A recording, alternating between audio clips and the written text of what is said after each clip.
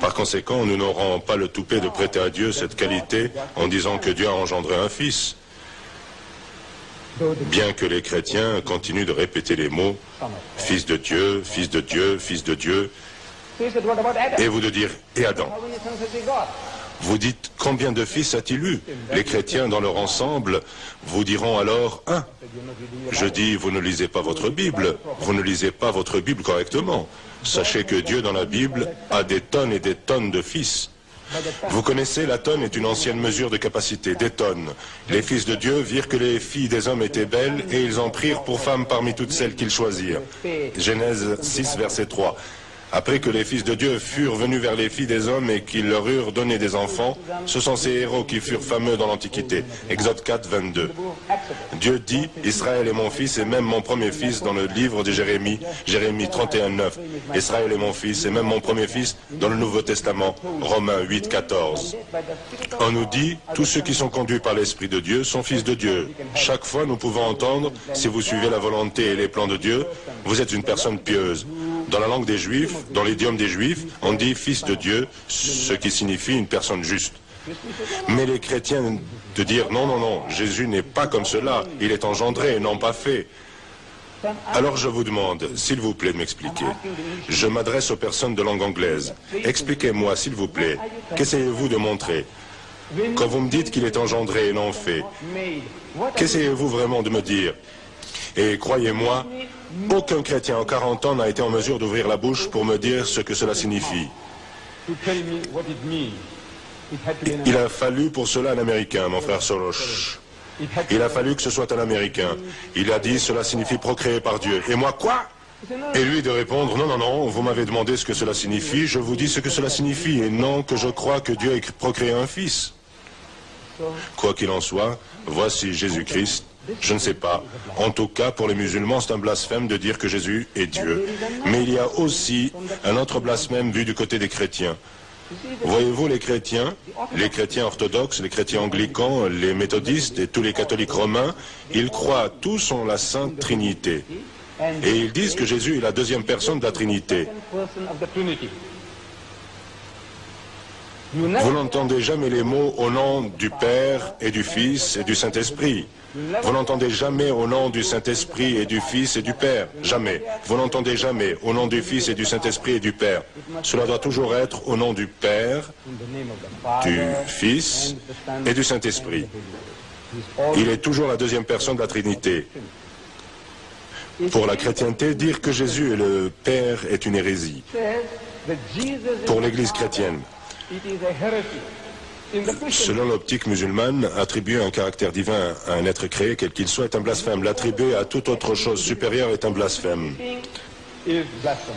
Mais dans l'optique chrétienne, dans l'optique des églises anglicanes, méthodistes, luthériennes, de toutes, dire ou avoir la témérité de dire que Jésus est le Père était avant une hérésie, laquelle était condamnée et frappée d'excommunication par l'Église catholique romaine il y a plus de 1000 ans de cela.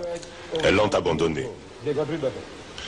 Vous allez me dire, mon frère Soros, mais je ne sais pas pourquoi il cache le fait qu'en réalité il croit que Jésus est le Père.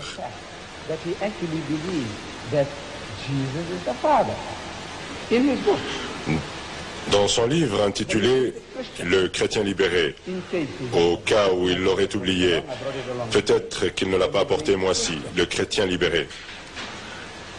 Pardon, le palestinien libéré, excusez-moi. Et étant donné l'étoile de David dans l'arrière-plan, je ne sais pas, libéré des Juifs ou libéré de quoi? Chrétien libéré. Il dit, et je cite à la page 80,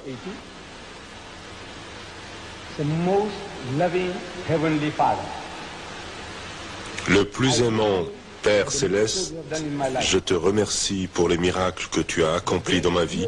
Le plus grand de tous les miracles a été que tu m'as aimé suffisamment pour mourir pour moi. Qui? Le Père est mort pour lui? Cela, dans l'histoire de l'Église, comme frère Soros sera en mesure de le confirmer étant maître de théologie, est une ancienne hérésie qualifiée de patripassianisme ou de monarchianisme ou de sibyllisme. Vous ne devez pas vous effrayer de ces mots à rallonge, mais c'est dans l'histoire des églises et elles excommuniaient il y a de cela quelques mille ans. Mais c'est lui qui est le Père.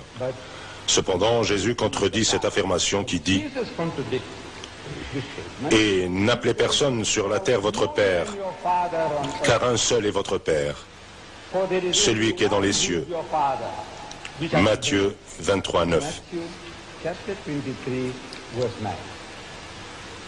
Et Jésus est un homme de la terre, qui marche sur cette terre. C'est ce que Pierre justifie. Dans le livre des Actes des Apôtres, chapitre 2, verset 22, il déclare « Hommes israélites, écoutez ces paroles. Jésus de Nazareth, cet homme, un homme à qui Dieu a rendu témoignage devant vous par les miracles, les prodiges et les signes qu'il a opérés par lui au milieu de vous. Ne l'a-t-il pas fait? Que Dieu a opéré par lui? Il a utilisé Jésus. Dieu Tout-Puissant a utilisé Jésus. Que Dieu a opéré par lui au milieu de vous, comme vous le savez vous-même. Donc il n'est pas le Père. Il dit aux Juifs, vous n'avez jamais entendu sa voix, la voix de Dieu, jamais. Vous n'avez pas entendu la voix de Dieu, jamais. Ni vu sa face, ni sa forme. Jamais.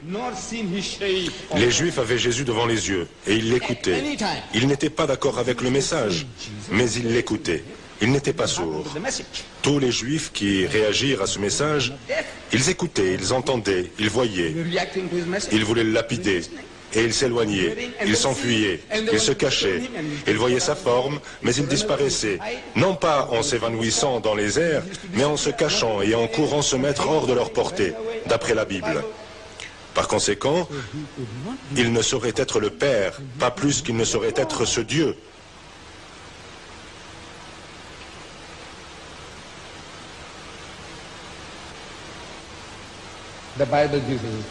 La Bible atteste de ce que Dieu n'est pas. Ce que Dieu n'est pas. De même que dans l'islam, le Coran nous dit aussi ce que Dieu n'est pas. Comme quoi, Dieu n'est semblable à rien que nous puissions nous représenter ni imaginer. Tout ce que vous pouvez vous représenter ou imaginer n'est pas lui. Nous avons entendu quelques 99 attributs de Dieu, comme quoi il est haut, il est miséricordieux, il est juste, il est saint, etc., etc., et cela 99 fois. Mais il y a certaines choses qu'il n'est pas. Il n'est pas ci, il n'est pas là. La Bible également nous dit ce que Dieu n'est pas. Et il est dit dans le livre de Job 25, 4, 6, « Comment l'homme serait-il juste devant Dieu? Comment pouvez-vous comparer le moindre être humain avec Dieu? Comment celui qui est né de la femme serait-il pur? Quiconque est né d'une femme n'est pas suffisamment bien pour être comparé à Dieu. Quiconque, que ce soit un Moïse ou un Jésus ou un Mohammed, que ce soit un Rama ou un Krishna ou un Bouddha, quiconque a été porté pendant 9 mois par une femme ne pourra jamais être un Dieu. C'est ce que la Bible dit. Quand la lune n'est pas brillante et les étoiles sont impures à ses yeux, aux yeux de Dieu, qu'est-ce que c'est que toute cette histoire? La lune, les étoiles. Qu'est-ce que c'est que ça? Rien. Que peu de valeur à l'homme. Voyez-vous, les chrétiens disent, écoutez, Jésus est né d'une femme. Ça ne fait pas de doute, mais il est né de façon miraculeuse. Là, nous sommes d'accord avec eux. C'est donc ça qui fait de lui quelque chose de surnaturel, car il est né miraculeusement. Ainsi est Dieu Tout-Puissant dans ce livre. La Bible chrétienne qui dit le peu de valeur de l'homme. Si le soleil et la lune et les étoiles ne sont rien à ses yeux, qu'est-ce que l'homme? Vous et moi. Qu'est-ce que vous êtes? Qu'est-ce que nous sommes? Que peu de valeur à l'homme qui n'est qu'un asticot. Savez-vous qu'est un asticot? Vos gens qui vivaient dans les jungles totales, vous ne savez pas ce que c'est qu'un asticot? Vous connaissez les asticots? Je ne vous ferai pas de description. Vous ferez bien de regarder dans le dictionnaire, dans l'Oxford Dictionary, et vous trouverez asticot, sévère, vous savez, qui vivent dans le fumier, dans les excréments humains, asticots, vous et moi, d'après ce livre de Dieu, vous n'êtes rien de plus que des asticots. Et le Fils de l'homme, qui, Jésus-Christ, c'est explicite. À moins que vous ne vous soyez mis dans la tête que Jésus est une exception. Dieu Tout-Puissant se donne exprès la peine de vous dire, écoutez, ce fameux Jésus n'échappe pas à la règle. Et le Fils de l'homme? Demandez à n'importe quel chrétien qui est le Fils de l'homme. 83 fois dans le Nouveau Testament, Jésus-Christ est décrit comme le Fils de l'homme. Fils de l'homme, Fils de l'homme. Il est le renard.